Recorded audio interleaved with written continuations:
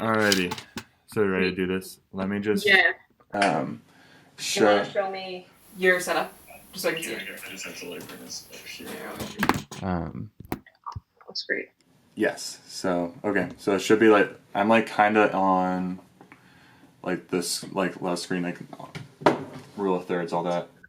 How's the lighting look? So, good. Gives some good Okay, cool. contrast. It's mostly on the side, so I'm not like washed out. Okay. I think it's pretty good. No, it looks good. Okay. Do you want to go for it? Yes, I got it. I got it. Nice. All right. So Go for it. let's do it.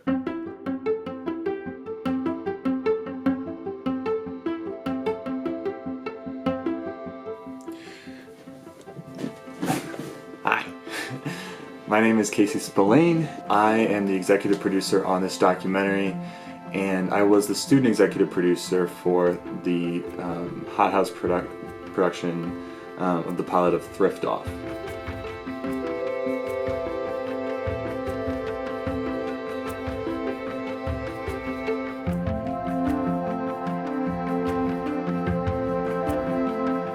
She brought me into their office and said, okay, I have an idea to show you for what we could do for Hothouse. It's essentially a competition show, a competition reality show about thrifting, where fashion designers can go into thrift stores or consignment stores and create high fashion from the things that they find in there. Hi, my name is Devin. I was the location manager for our pilot for Hothouse this spring of 2020. And we got Garment District as a place we were going to shoot. We had it for 2 potential shoot dates, and we had the freedom to shoot, around the store.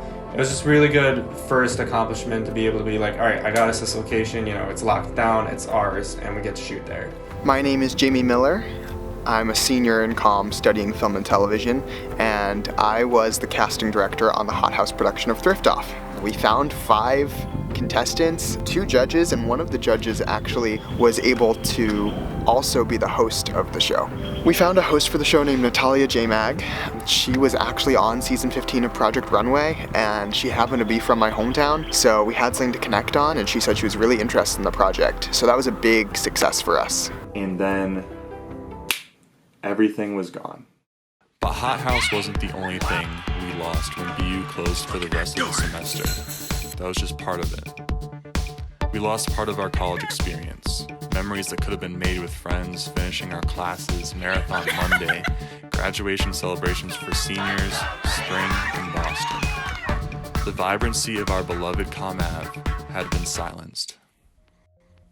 A Washington state resident fell ill after returning from Wuhan, China. Breaking news, the first death from coronavirus here in the United States.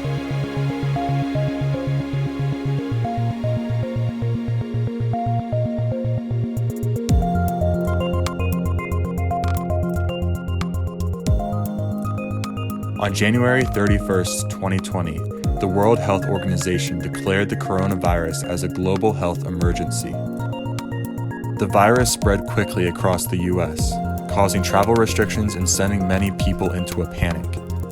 On March 11th, in the middle of spring break, Boston University announced the decision to move all classes online until April 13th. Students were advised not to return to campus so as to prevent chances of the virus spreading further.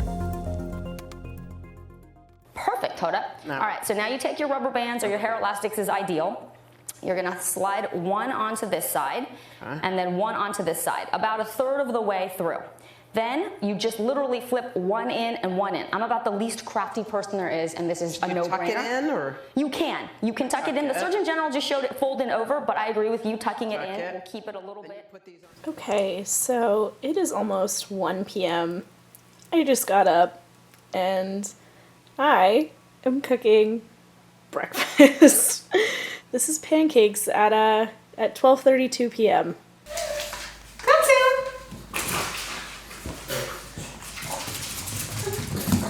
Well, quarantine feels like a normal day for the most part. Like I said, I'm usually inside most of the time anyway, so for me to be stuck inside, it's not the worst thing in the world. It's just the little things of, it's the fact that I can't go out. I've been trying to take deep breaths and, feel the emotions as they come. I'm usually a crier. I'm a pretty emotional person. And I've actually been having trouble getting out like one big cry, which has been concerning to me. I feel like it's been coming in waves. Here at my own house, I've been doing a lot of cleaning. I've always been a neat person, but this has been kind of some next level stuff. I've been washing my hands. It's gotten to the point where it's like 15, 20 times a day. My hands are raw at this point. BU being shut down, well, it sucked, obviously. There's not much I could do, so I didn't really like to dwell on that. It's that feeling of like, well, my whole life is on hold, and I'm just waiting for this to all be over. The whole world's on hold. I'm still not done processing about senior spring, because you have so many ideas of what that time is going to look like and what you're going to do, the people that you need to say goodbye to. It is something that I'm just not going to get back. It's time that's kind of been lost. It's very different when you're in sweatpants, laying in bed, watching your teacher on your laptop give a lecture on slides when you're, supposed to be avidly taking notes, and normally you're in a lecture hall doing all of those things. You can't help but get disappointed at how lonely this is. I lost my internship and my job because of COVID-19, and now I'm back home in Scranton, Pennsylvania, petting my dogs every day. It's hard as a creative when you rely so much on collaboration and the help of others and helping other people benefit their career and make the most of their surroundings. And in Boston, when everyone was around each other, you could find a group of kids who are all studying the same thing and we're all working in the same production classes, and you can get together, rent equipment, and make something. But that's gone.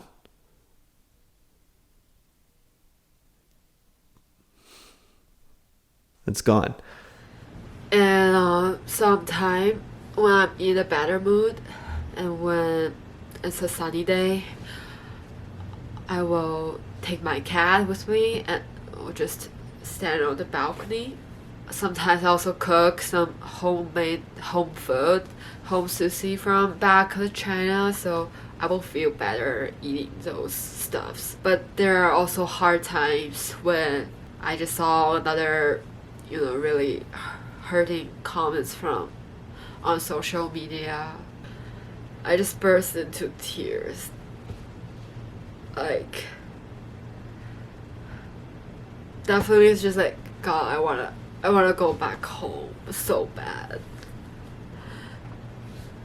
Like, I really wanna be with my family. Like, I don't care if I can reunite with them immediately after I got off the plane because I have to be quarantined for 14 days, but like I'm totally fine with that because at least I know that this land I'm stepping on is my home.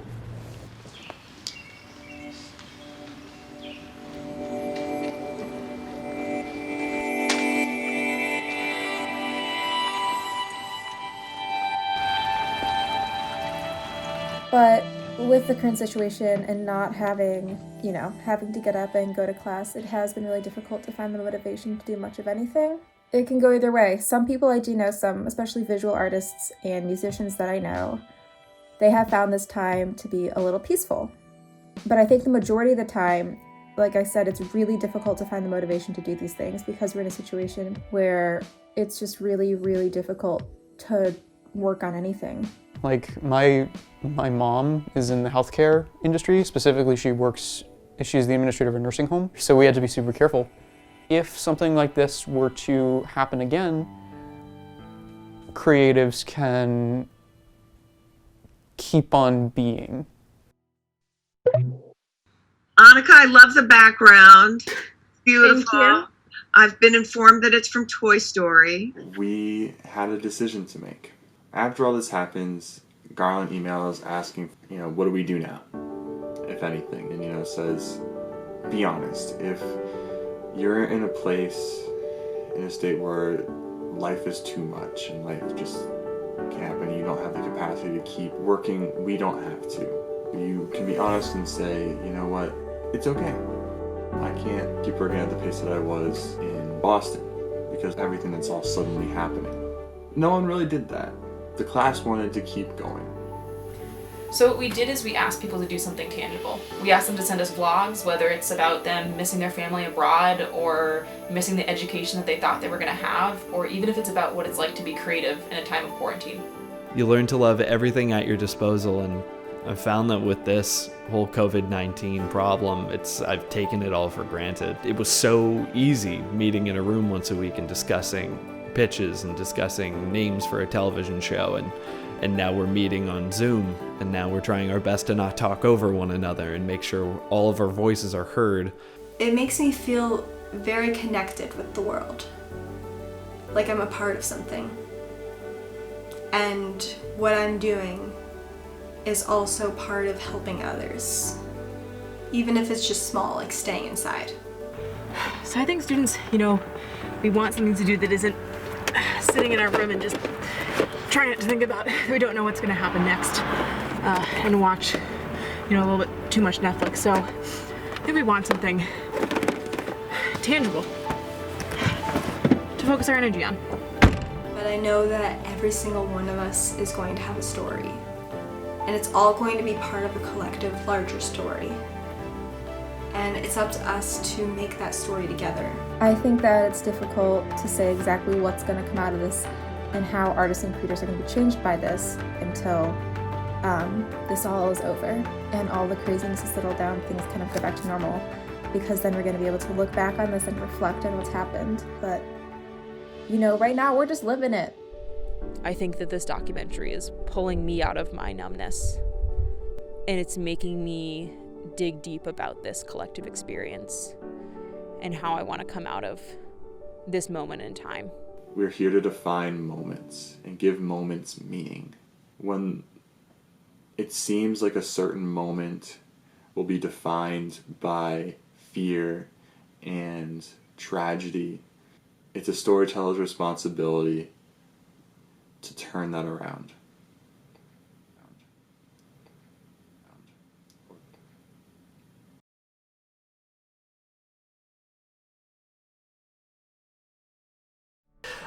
Things have been just kind of awkward. It just feels like things ended and I don't really have a finality to it. I don't feel any different. I just feel like one day I was in school and the next day I graduated. I want to get back to the hope I had before, but I live in Seattle, in a city, in a very small apartment.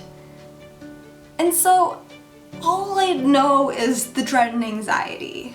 I think that that's what's scary, is that the sense of uncertainty is still there, and we don't know when that's going to end. I guess my final thoughts are just to be grateful that I'm not more impacted by this, but still that twinge of disbelief that this is what my end of junior year was like. There's nothing I can do. Like I said last time, I'm in an incredibly lucky position that I can just stay at home and really just do nothing, but I want to get on with my life. So a lot of emotions are still running. There's a lot to process, but at the end of the day I have to remember I'm one of the lucky ones, and I'm lucky that I have access to keep creating, and so I'm just going to keep doing that.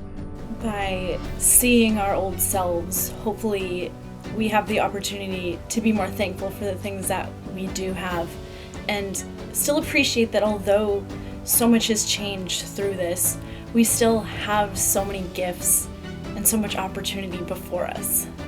There are a lot of people who are working really hard to ensure that once this is all over, we can resume our normal lives. Inside my room back at my home in Beijing, China, I just finished 21 days of quarantine after I came back from the States. But I just want to say that I'm really glad to be home, and it feels really good to be reunited with my family. I'm still here, and we're still meeting in Zoom every single week working on this documentary. And sure, our reality television show may not have worked out, but we're still here, we're still creating, and we're still using all of our talents to make something special and unique to this time. And for that, I'm always going to be grateful, I think that's all I have to say. Thank you. Yeah, so was that good? Yeah. No, it sounded good. I think that's a good cut. I think we roll with that. That's a movie.